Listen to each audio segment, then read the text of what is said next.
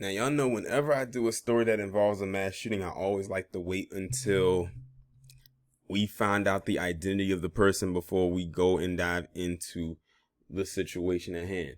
Now, what's crazy about this is while this was a mass shooting that did occur, I feel, in my honest opinion, it did not get as much traction as you would think it should have, considering 8 people were shot and killed. I'm wanting to think that he might have been one of the 8 because they said he did turn the gun on himself and took his own life. But this is the guy right here. His name is Samuel Cassidy, and he's the one that's responsible for the San Jose shooting that happened at a rail yard earlier today. The current date is May 26, 2021. And I'm going to go ahead and get into this article. The man who shot and killed 8 people, okay, so it's not including him, at Santa Clara Valley Transportation Authority light rail yard Wednesday was identified as Samuel Cassidy, age 57, a San Jose resident and VTA employee. So that right there shows that he's familiar with this area. And they're probably going to mention an article, but I'm going to go ahead and say it anyway. This guy knew the people that he killed. He knew them. So it's making me wonder if this was a targeted hit. Because this couldn't be random. Random would mean that he didn't know these people. These were just complete strangers to him. But they said he knew them. And according to this article from what I just read, he worked there. Cassidy died at the scene of the mass shooting at the Guadalupe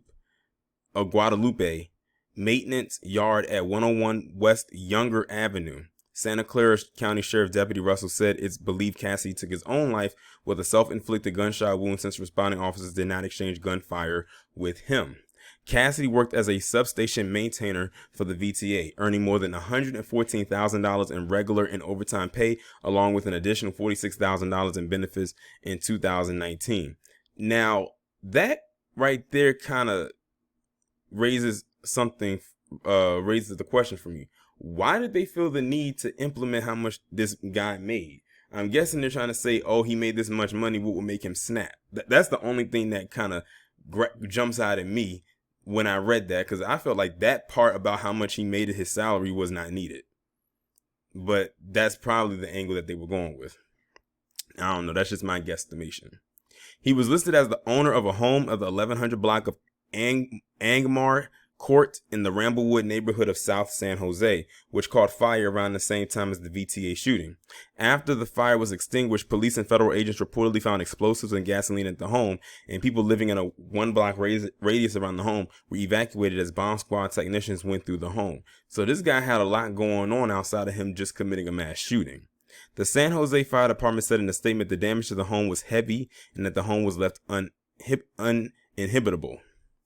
Doug Sue, a neighbor of Cassidy's who has lived across the street for the past 2 decades, described him as mean and untalkative, saying he and his wife tried to avoid interactions with him. So this guy had some issues, according to his neighbor. He wasn't a likable person, according to his neighbor. The neighbor said Cassidy lived by himself and would head to work at 5 a.m. every day. The neighbor added that Cassidy came out of his house once when the neighbor had backed into his driveway to make a turn, telling the neighbor to get off of his property. Sue provided KPIX with surveillance video that showed a man, presumably Cassidy, leaving the home at around 5:40 a.m. Thursday morning with a duffel bag. According to the neighbor, a short time later, he looked outside and saw a huge plume of smoke rising from Cassidy's home. At an afternoon press conference, Santa Clara County District Attorney Jeff Rosen refused to utter Cassidy's name. "I'm not going to confirm that," he responded when reporters asked him to confirm the gunman's name.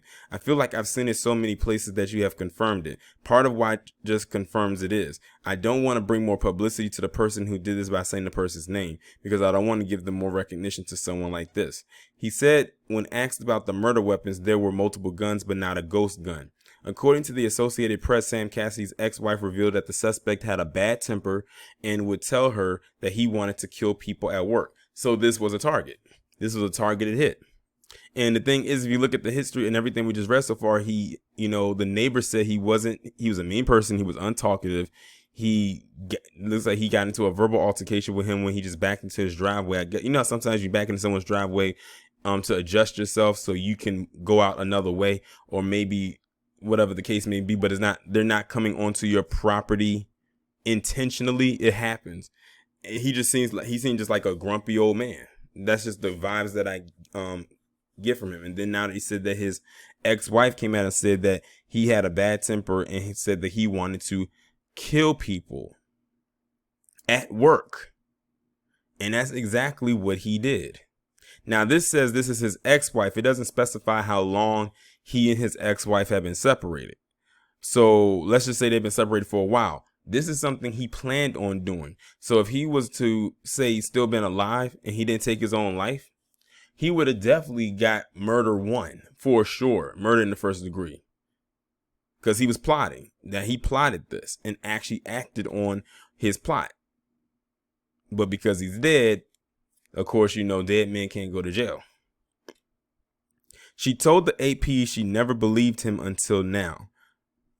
According to the San Jose mayor, Sam Liccardo, Cassidy was seen working at the light rail yard before the shooting and said it was clear the victims knew the shooter well. There was no word on the motive in the shooting. So it just appears to me like, I don't know if he didn't like his coworkers or whatever the case may be. But he acted on his impulse, and now 8 people are dead because of him.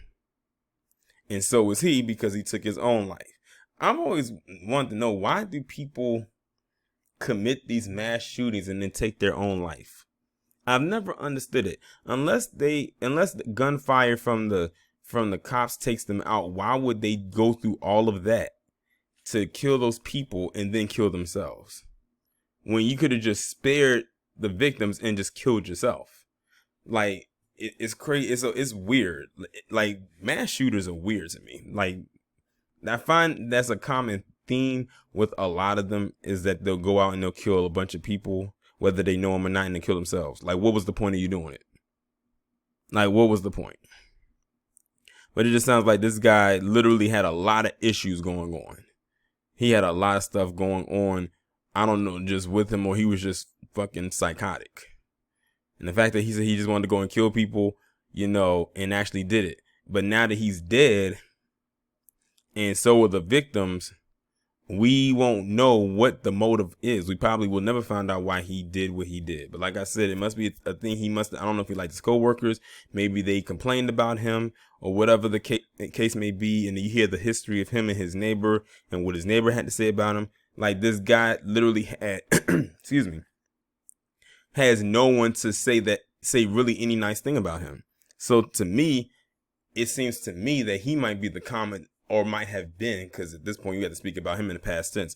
He might have been the common denominator in all of this madness, and it was all on him, but he probably felt like it was everybody else's problem or everybody else's fault why he did what he did.